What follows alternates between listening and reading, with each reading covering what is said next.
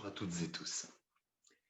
Je voudrais vous parler aujourd'hui du premier miracle que Jésus a accompli en Galilée, à Cana. Alors nous lisons dans la Bible, dans les évangiles, Évangile selon Jean au chapitre 2, et nous lisons les 11 premiers versets. 3 jours après, il y eut des noces à Cana en Galilée. La mère de Jésus était là et Jésus fut aussi invité aux noces avec ses disciples. Le vin ayant manqué, la mère de Jésus lui dit: ils n'ont plus de vin. Jésus lui répondit: Femme, qu'y a-t-il entre toi et moi? Mon heure n'est pas encore venue. Sa mère dit au serviteur: faites ce qu'il vous dira.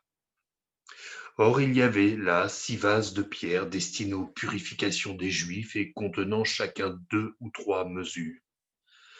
Jésus leur dit: remplissez d'eau ces vases, et ils les remplirent jusqu'au bord. Puisez maintenant, leur dit-il, et portez-en à l'ordonnateur du repas. Ils emportèrent. Quand l'ordonnateur du repas eut goûté l'eau changée en vin, ne sachant d'où venait ce vin, tandis que les serviteurs qui avaient puisé l'eau le savaient bien, il appela l'époux et lui dit: tout homme sert d'abord le bon vin, puis le moins bon après qu'on s'est enivré. Toi, tu as gardé le bon vin jusqu'à présent. Tel fut à Cana en Galilée le premier des miracles que fit Jésus. Il manifesta sa gloire, et ses disciples crurent en lui. Amen. Beaucoup de choses à dire sur ce premier miracle, beaucoup d'éléments qui ont déjà été partagés sur ce texte. Mais la première chose que je voudrais vous dire, c'est que le Seigneur Jésus n'est pas loin de nous, mais qu'au contraire, il aime euh, être dans nos réalités. Il aime être au milieu de notre vie.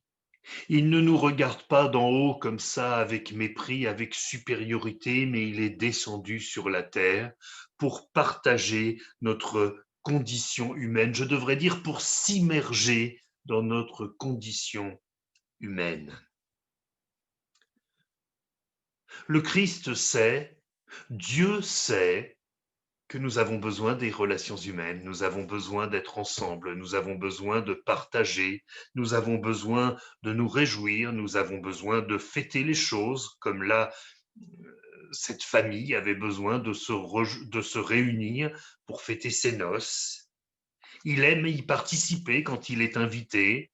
Jamais le Seigneur ne s'imposera dans votre vie, il attend que vous l'invitiez. Et il pourvoit afin que la joie de ceux qui l'invitent soit totale. Il est vrai que si le vin, s'il était venu aux invités l'information selon laquelle il n'y a plus de vin, on imagine bien la confusion de l'époux qui avait invité toute sa famille, tous ses amis, et cela aurait gâché la fête. Le Seigneur n'a pas permis qu'il en soit ainsi. Voyez-vous, le propre de la religion est de mettre des intermédiaires et des couches inutiles et non bibliques entre l'homme et son créateur, entre l'homme, l'être humain et son sauveur. La volonté du Seigneur Jésus n'a pas été qu'il y ait des intermédiaires. La volonté du Seigneur Jésus a été d'intervenir directement dans cette circonstance, de bénir directement ceux qui en avaient besoin, non pas parce qu'ils étaient meilleurs que les autres, non pas parce qu'ils le méritaient, mais parce qu'ils l'ont invité. Permettez-moi de poser cette première question. Avez-vous invité le Seigneur Jésus dans votre vie? Je vais même plus loin. L'avez-vous invité dans votre mariage? Je vais encore plus loin. Avez-vous invité le Seigneur Jésus seulement le jour de votre mariage? Où est-ce qu'il est dans votre maison, au centre de vos préoccupations? Est-ce qu'il est celui auquel vous parlez chaque jour pour livrer ce qui est sur votre cœur? Est-ce qu'il est votre confident, votre ami? C'est ce que le Seigneur veut être pour chacun d'entre nous. Cet ami, comme dit un vieux cantique, cet ami fidèle et tendre. Cet ami qui ne fait jamais de reproches, cet ami qui pardonne, cet ami qui aime, cet ami qui soutient, cet ami qui fortifie. Ce premier miracle a une portée extrêmement symbolique. Le Seigneur Jésus change l'eau en vin. Ça veut dire qu'il change un produit de nature. Il change quelque chose en quelque chose de meilleur. Et il fait une transformation qui n'aurait pas pu se faire naturellement. Il ne fait pas mûrir le raisin plus vite. Il transforme l'eau en vin. Et là, nous comprenons que la volonté de Dieu est de changer notre nature. Pas de nous faire progresser. Ça, les progrès, nous pouvons, à force d'efforts, peut-être faire quelques progrès. Être plus gentil, être plus serviable, être plus honnête, peut-être ne plus être grossier, peut-être nous abstenir de telle ou telle mauvaise habitude. Ce que fait le Seigneur Jésus ici, c'est ce que nous ne pouvons pas faire. Nous pouvons apprécier les grands crus, pouvons même les connaître. Il y a des experts en œnologie qui connaissent parfaitement les vins. Toute leur connaissance ne leur permettra jamais, et pas plus à un vigneron expérimenté de quelque région viticole que ce soit, ne pourra transformer de l'eau en vin. Et non seulement il transforme l'eau en vin, mais le vin qu'il a ainsi suscité est bien meilleur que ce que l'homme sait faire. Mais ça, voyez-vous, c'est tout à fait le résumé de ce que le Seigneur Jésus fait dans une vie. Il y a des choses que l'homme peut faire. L'homme peut faire du vin, mais il ne sera jamais aussi bon que celui que le Seigneur Jésus a fait.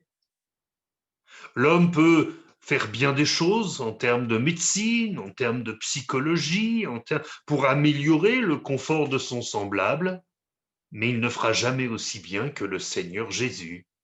Quand le Seigneur Jésus guérit parfaitement une âme, il la guérit parfaitement. Quand il guérit parfaitement un corps, il le guérit parfaitement. Il n'y a jamais d'effet indésirable dans ce que le Seigneur fait dans notre vie. Vous savez, parfois, c'est effrayant de lire les notices des médicaments. On a un médicament pour peut-être une petite chose, une petite pathologie qui n'est pas si grave, mais qui est inconfortable, et on lit la notice du médicament et on se rend compte tout ce que le médicament peut provoquer. On dit, mais c'est le mal, enfin, le remède est pire que le mal. Cela n'arrive jamais avec le Seigneur Jésus. Il fait tout à merveille, tout à merveille. Et puis, il nous faut parler de ces vases de purification, vases de pierre. On imagine que c'était des vases extrêmement lourds. Et nous voyons ces serviteurs qui vont aller puiser de l'eau, sans doute avec des seaux, avec des petites amphores, et qui vont remplir ces vases de purification. Et voyez-vous, ça n'est qu'après être passé par ces vases de purification que l'eau va être transformée en quelque chose de meilleur. La Bible nous dit que sans la sanctification, personne ne verra le Seigneur. Alors la sanctification, bien sûr, il y a une part d'effort personnel à faire, mais en réalité, Ce qu'il nous faut, c'est naître de nouveau, être une nouvelle créature. Et ça, c'est le miracle que seul le Seigneur, par son Saint-Esprit, peut accomplir dans nos vies. C'est le changement de nature pour être passé par la repentance, c'est-à-dire reconnaître devant Dieu que nous sommes des pécheurs, lui demander pardon, afin qu'il efface tous ces péchés, tout ce qui a besoin d'être purifié dans nos vies. On ne peut pas changer de vie en laissant des souillures dans notre vie. Ça n'est pas possible. Imaginez que un homme est en train de faire du jardinage. Il est couvert de terre, de boue, et son téléphone sonne. Il répond, et la voix qui l'appelle dit: docteur, venez vite, il faut faire une opération à l'hôpital, et c'est vous qui êtes de permanence. Pensez-vous possible que ce chirurgien arrive au bloc avec ses vêtements de jardinier? Croyez-vous qu'on va le laisser rentrer dans l'hôpital avec ses bottes crotteuses? Eh bien, nous ne pouvons pas rentrer dans la nouvelle vie avec le Seigneur si nous ne sommes pas purifiés de nos fautes, si nous ne réglons pas par la foi le problème du péché dans notre vie. La Bible nous parle de vin nouveau et de vieilles outres. Et elle nous dit, mais si on met du vin nouveau dans des vieilles outres, eh bien les outres vont éclater. La Bible nous donne encore un autre exemple. Elle nous parle d'un vieux vêtement qui s'est déchiré. Et elle dit, on ne va pas prendre un morceau de vêtement neuf pour rapiécer le vieux vêtement. Et oui, déjà parce que le poids du tissu neuf sur le vieux vêtement va le déchirer encore plus. Et parce qu'en plus, on aura saccagé le vêtement neuf.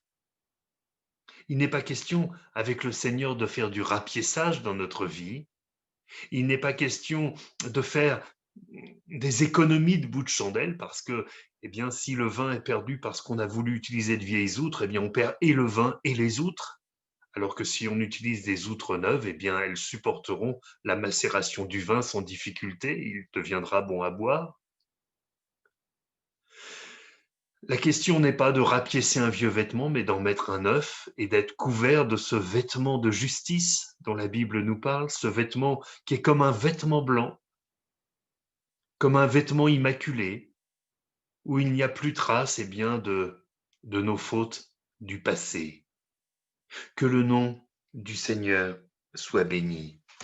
Je termine. Il nous est dit qu'à cause de ce premier miracle, ses disciples crurent en Jésus. Oui. Il manifesta sa gloire et ses disciples crurent en lui. Je bénis Dieu de ce que dans bien des familles, parce que, une personne a invité le Seigneur dans sa vie, les autres membres de sa famille ont vu la transformation, ils ont vu l'eau transformée en vin. J'oserais même dire, ils ont vu l'eau croupie ou l'eau polluée changer en vin. Ils ont vu la purification dans cette vie. Ils ont cru au Seigneur Jésus, eux aussi l'ont invité dans leur cœur. Alors, permettez-moi encore cette question. Qu'attends-tu pour inviter le Seigneur dans ta vie? Qu'attends-tu pour inviter le Seigneur dans ton couple, dans ta famille? Je le répète, il fait tout à merveille. Il n'y a aucune contre-indication, aucun effet indésirable. Un homme qui allait se suicider, l'apôtre Paul, et qui interrogeait l'apôtre Paul, mais que dois-je faire? L'apôtre Paul lui a dit, crois au Seigneur Jésus et tu seras sauvé, toi et ta famille. Alors que le Seigneur vous bénisse, je vous laisse afin que vous puissiez rédiger dans votre cœur votre invitation au Seigneur Jésus. Que le Seigneur vous bénisse. Prions ensemble. Seigneur notre Dieu, merci de ce que tu es toujours celui qui est capable de changer les choses, de transformer les choses. Merci pour le pardon de nos fautes, de nos péchés, de nos iniquités. Et merci de ce que ta parole nous dit que tu es le même hier, aujourd'hui et éternellement. Croyons que ce que tu as fait pour nous, non pas à cause de nos qualités, mais à cause de ta miséricorde, tu veux le faire encore pour d'autres. Et nous t'en bénissons. À toi seul la gloire, au nom de Jésus-Christ. Amen. À très bientôt et que le Seigneur Jésus vous bénisse.